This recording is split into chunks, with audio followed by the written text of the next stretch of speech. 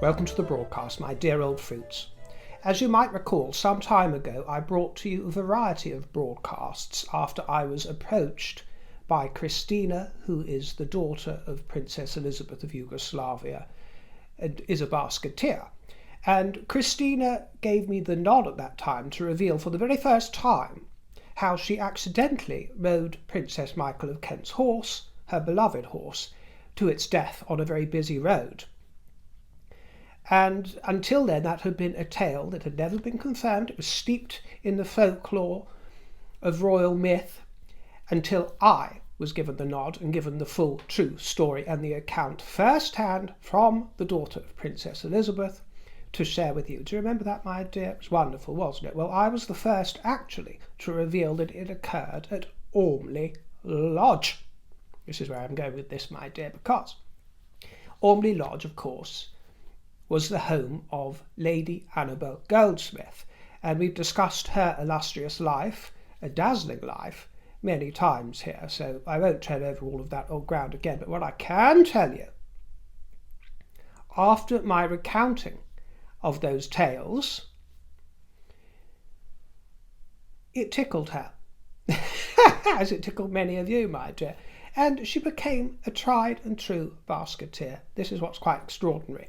And in fact, I had brushed shoulders with Lady Annabel in the past, but mainly it is those around me, family members, who had done more than brush shoulders. But in a rare moment of immodesty, I must confess to you, my dear, that I'm quite irresistible, even to those who try not to form an addiction. To River who delivers, they do. They do.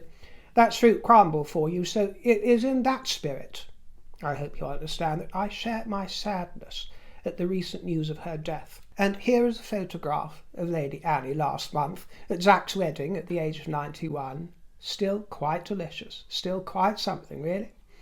And her favourite author, by the way, to give you an idea of a little romantic bent in her nature, was Tennyson, who I happen to enjoy very much as well. She was life-enhancing. Purely life-enhancing. And a pure joy, really. And of course, as you might know, she was a friend to Camilla. She was a friend to everybody, my dear, but she was also a very motherly figure in the late Diana's life, who was a frequent visitor to Ormley Lodge. And it was Annabel, you see, who hosted the 40th party of Queen Camilla's sister, another Annabel, Annabel Elliot. Yeah, it was Lady Annabel who hosted it at Ormley Lodge in 1989, and that was the scene of another royal showdown of great legend, because, as you might know,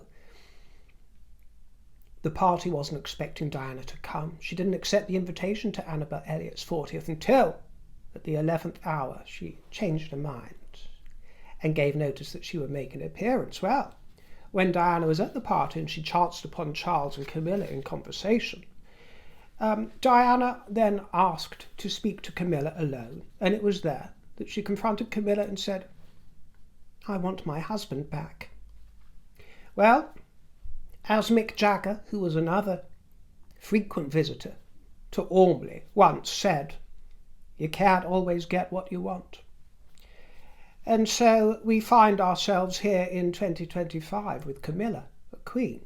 There are stories circulating in the press this week saying that Prince Andrew has got it into his head that the king wants Royal Lodge freed up for what would become the Dowager Queen Camilla, should she outlive him. This is what has been bubbling up in the press this week, from people and quarters and publications that should know better, to be quite honest with you. Now, I'm quite certain that many of these journalists have 1 trillion more sources than me, but it comes down to the quality of the source rather than the quantity. That's my feeling. So in that spirit, having been given the nod to share it, as I was, by the daughter of Princess Elizabeth for her whispers, more than whispers actually, solid information, in that spirit, I, listen to this, hereby confirm that neither the king or Queen Camilla have any ambition or desire to earmark Royal Lodge as Camilla's potential dowagery. Do you understand? And do you hear me? And by the way, if you're wondering, I invented that word, dowagery. I don't think it exists. Isn't it fabulous? Well, if Shakespeare can do it, so can I, my dear. I'm a wordsmith, yeah. I also am able to tell you that Queen Camilla wants nothing more than one, her husband, who is 16 months her junior, to live a long life and hopes for the natural order of things, and then two, she wants nothing more than to spend her dowager days, if there are any, because she might expire first, at her beloved Ray Mill. Queen Camilla has no grand desire whatsoever to rattle around Royal Lodge as if she is a prisoner at Alcatraz with only a few Queen's companions for company. And a couple of dogs. No. None whatsoever, so I really don't know what mischief the press are getting up to. They're saying Prince Andrew has been told this, and he believes this, and Beatrice and Eugenie are propping it all up. Well, that is not what I'm told.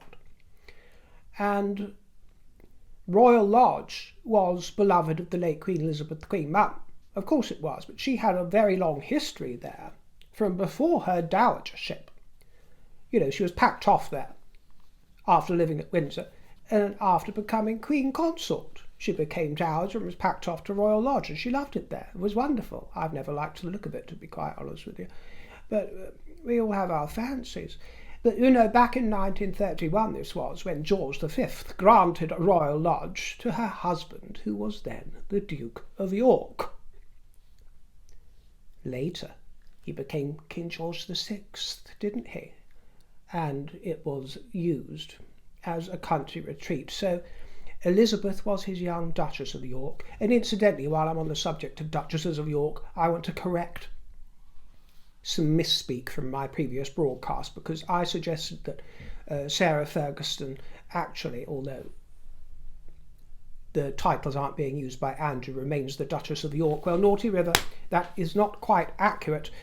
She remains Sarah Duchess of York, not the Duchess of York. Sarah Duchess of York remains hers because she is an ex-wife of Andrew's. It's not something that she can be disabused of. So I also said, by the way, that Andrew's status as a prince is indelible, which was the wrong word to use, my dear. As some of you said, of course, if there are new letters patent issued by Charles or William, which we're hoping he will do in the case of Harry to deprive him of his princedom, then, of course, circumstances can change there. So forgive me, my dear. It didn't come from a place of ignorance. I know all of this, but you have to understand, when I'm recording, although it's not rocket science, it requires a huge focus of energy and attention.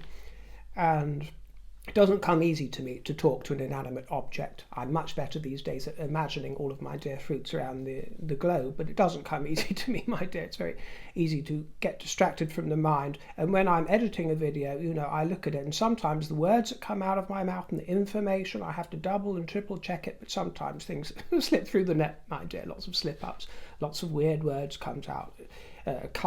It's quite discombobulating. But back to Queen Camilla, you know, she is truly impressive because she is less than 2 years shy of 80 years old, and she is devoted to work and service. Even her harshest critics have to admit that. And she flits effortlessly between a range of residences, be it Clarence House, Highgrove, Burke Hall, Balmoral. She's up and down all over the place, Sandringham, or indeed Ray Mill, which she still likes to spend a hell of a lot of time at when she can. She doesn't get much opportunity these days, but especially weekends, she loves to nip down to Ray Mill. It's near Laycock, and I showed you around a bit of Laycock a year or two ago, didn't I? Because I spent some summertime there, and sublime locale, truly sublime, quite heavenly, so I don't blame her for looking forward to its confines. Ray Mill has everything that the Queen could possibly wish for, and far more than Royal Lodge, if you ask me. You know, she purchased Ray Mill long before she married Charles. It was back in 1995, after her divorce from Andrew Parker Bowles, and then just recently, I think the king purchased the shack next door to it, which is called the Old Mill. This is my understanding, because it shares a private lane, a private entranceway with Ray Mill. So he purchased it as an investment and to protect Queen Camilla's privacy and maintain her security, this sort of thing, because there were whispers that it was going to be rented out by the owner as an Airbnb, this kind of thing, which you can't be having for a Queen's residence, a domestic residence.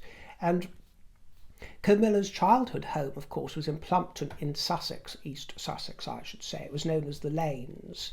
And that was a total fantasy of gorgeousness, a total fantasy.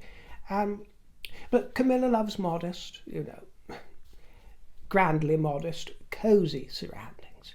And she likes to be out in the garden pruning the hedges, and with little Molly and Bluebell, the doggies, lots of family, children all over her, and lots of friends. You've seen how she is. You see how it compares and contrasts to this frosty image that everyone had of her as a Rottweiler for decades and decades. Well, I don't know if she was at Ray Mill at the weekend, but actually she didn't accompany the king on Sunday for the service at Crathy Kirk. But he made his appearance, although I didn't get to see his cosy socks, for our dear king cosy socks this time. They were hidden away in that car, but he was dressed beautifully, wasn't he, looking handsome? And of course their majesties undertook an historic state visit to the Holy See, and they joined Pope Leo to celebrate the 2025 Jubilee year, a special time for the Catholic Church, which is traditionally marked every 25 years. And after a formal welcome, their majesties passed through St. Peter's Square to arrive at the San Damaso courtyard, the ceremonial entrance to the Apostolic Palace, where they were greeted by the regent of the prefecture of the papal household, and the ceremony began with the ceremonial guard of honour, provided by the Swiss Guard, and the playing of national anthems. Their majesties met with Pope Leo and various cardinals, and they sniffed around the Pauline Chapel, then attended a special service in the Sistine Chapel, marking the joining of hands between the Catholic Church and the Church of England. In a celebration, their majesties walked through the basilica's holy doors, which are opened only every 25 years for the Jubilees as an act of symbolism and point of pilgrimage for those arriving at one of the 4 holy doors. The king sat in a specially created seat, displaying his majesty's coat of arms, and departing, they met with the tutti frutti of Italy, schoolchildren, commoners, hoi polloi from all over the land. And as our monarch prayed with a pope in public for the first time in 500 years, in a deep and profound act of reconciliation, the Queen was draped in Fiona Clare black silk, mantilla by Phil Tracy, and the late Elizabeth's raspberry pip brooch. And you can't tell me that's not fruity, just like Muzzy. Raspberries, raspberries. Oh, I'm going all Carol Channing, my dear. But I thought she looked absolutely delicious. Now I'm going to have to turn to the subject of the Duchess of Sussex for a wee while. Just for a wee while, because Meghan's 10th publicist in 5 years has quit after 3 months. Just 3 months service, remember. They call her, some, a dictator in heels. Some call Harry a dick in heels. Emily Robinson threw in the towel after being poached from Netflix by the Harkles. Well, Emily Robinson is known as a very tough cookie, so 3 months is a very short time. But the cookie crumbled. Since her tenure as Director of Communications began in June and ended by October. A friend of Emily said it was her decision. She left a few weeks ago. She's not a quitter, so things must have been pretty horrible for her to go. Wow, wow, wow. Wowee golly gee. It appears that Meghan's been up to her usual tricks, of course. Gambling through the gardens, a wolf in sheep's clothing, cosplaying Little Red Riding Hood. Isn't it vulgar? And she teases her fanship. Save the date, October 28th, as ever. How tantalizing. We are all on tenterhooks, my dear. Not. Well, the rumour mill, of course, is that she's been doing all of this cozying up with them agreed greed meets greed, how appropriate, in order to assist her launch products, because Emma Greed is so very, very successful and does what Meghan is unable to do of her own volition, do you understand? She oils around everybody else, but if you're going to take greed meets greed, then wouldn't it make a wonderful name for a fragrance if that's going to be announced? Or for a new cosmetics line. Greed Cosmetics would be wonderful, or a version of Skims, because Emma Greed's involved in Skims and underwear and all of this, isn't it? So perhaps Meghan's greedy knickers will become all the rage. I should patent that. And then there was another appearance at the Godmother's bookstore in Summerland, which sounds heavenly, doesn't it? Sounds really rather wonderful. Like some sort of bookstore that Meg Ryan's characters would have been trotting about in. But she was at Godmother's supporting her friend. How kind. It must have been a very large bookstore, mustn't it, with a microphone like that? It's more like a pop concert or the Invictus Games, but apparently it was necessary. And she was able to reveal some insight into her life at the Casamento shit show. She said, first thing I do when I wake up in the morning is turn the music on in the house. How annoying. But also a big fat lie, Meghan. We know exactly what you do first thing in the morning. Unfortunately for Harry, it is not to roll over and do your duty conjugally, but it is to waddle to the loo, urinate, and then fart at great velocity. Yes, we know. We know exactly what you do, my dear, so don't give us all this sophistry about putting on music.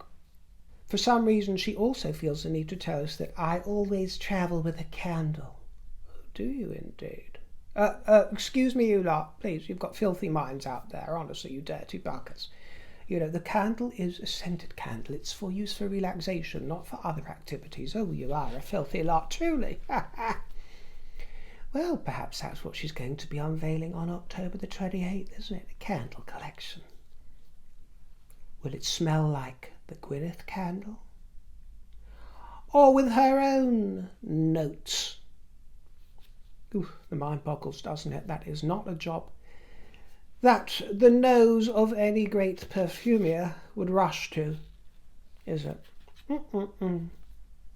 My wife is my favourite smell.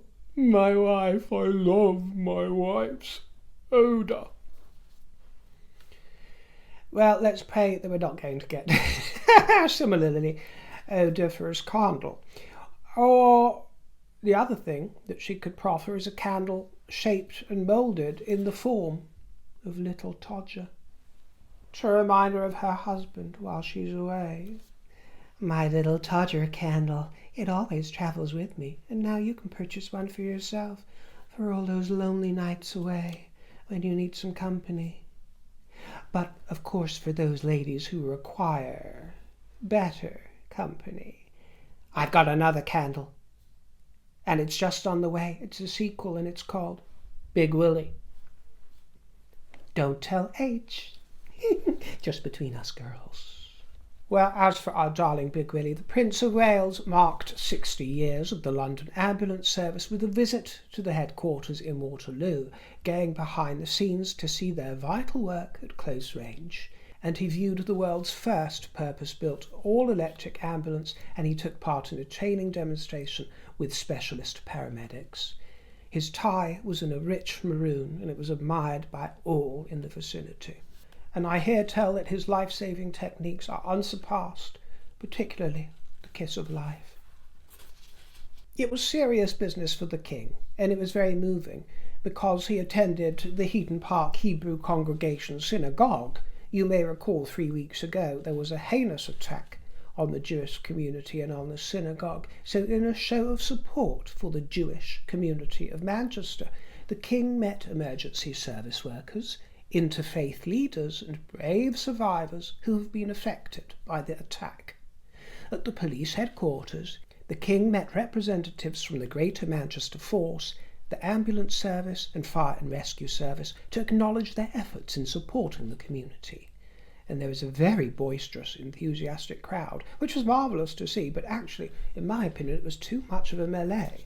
Now I had to sort of clutch my pearls watching it because, the king was very unperturbed, but I've got to say he was enjoying himself, meeting all of the hoi polloi, but it was very difficult for the security team, very difficult. Anyone could spring up, couldn't they? Spring out, so need to take some precautions there. And then just this morning, the President of Ukraine was received by the King at Windsor Castle, and he arrived in the quadrangle and was given a royal salute before being invited to inspect the guard. Zelensky was invited for this audience ahead of a political summit today, the coalition of the willing with the Prime Minister. Troops were inspected by the President before a private audience with the King. The King was also seen at a very special reception for Western Balkans leaders and creatives. This is at St James's Palace, and there's our Johnny. He met with artists and individuals who are supporting the cultural economies to thrive in the Western Balkans. And then, to celebrate the 25th anniversary of the Millennium Seed Bank at Kew Gardens, the King recorded a special podcast with Kate Blanchett. She's popping up all over the place, isn't she? Well, here she is as Kew Gardens ambassador for Wakehurst. And the podcast also involved a senior research leader, because the seed bank at Kew is the world's largest underground bank of seeds, and it was created by Kew Gardens in 2000 and is now home to over 2.5 billion seeds, ensuring that they are safeguarded against extinction.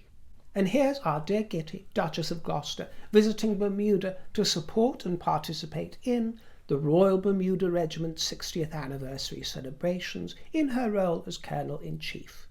Her Royal Highness's engagements highlighted Bermuda's rich heritage, vibrant community, and commitment to environmental stewardship.